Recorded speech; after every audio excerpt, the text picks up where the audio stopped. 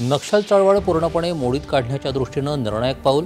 गडचिरोलीत मुख्यमंत्र्यांच्या उपस्थितीत जहाल नक्षलवादी भूपतीसह 61 नक्षलवाद्यांचं आत्मसमर्पण.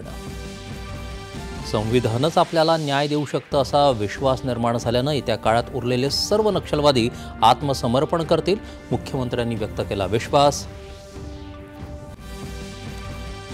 बंदुकीचा नक्षलवाद संपुष्टात येत असताना अराजकता पसरवणाऱ्या शहरी नक्षलवादाच्या आव्हानांचा बिमोड करण्याचा संकल्प मुख्यमंत्र्यांकडून अधोरेखित. मुंबई सोलापूर विमानसेवेचा आज मुख्यमंत्र्यांच्या उपस्थितीत शुभारंभ. हवाई सेवेमुळे उद्योग, गुंतवणूक आणि रोजगाराला चालना मिळेल, मुख्यमंत्री. महाविकास आघाडी आणि मनसेच्या शिष्टमंडळानं आज पुन्हा घेतली मुख्य निवडणूक अधिकाऱ्यांची भेट. त्रुटी दूर केल्याशिवाय निवडणुका घेऊ नयेत, व्हीव्हीपॅट नसेल तर मतपत्रिकेवर निवडणूक घेण्याची मागणी. विरोधी नेते गोंधळलेले असावेत किंवा नियम माहीत असूनही पराभवाचं खापर फोडण्याची तयारी करत असावेत, विरोधकांच्या निवडणूकविषयक आरोपांवर मुख्यमंत्र्यांची प्रतिक्रिया. स्थानिक स्वराज्य संस्थांच्या निवडणुकीत महायुतीचाच भगवा फडकेल.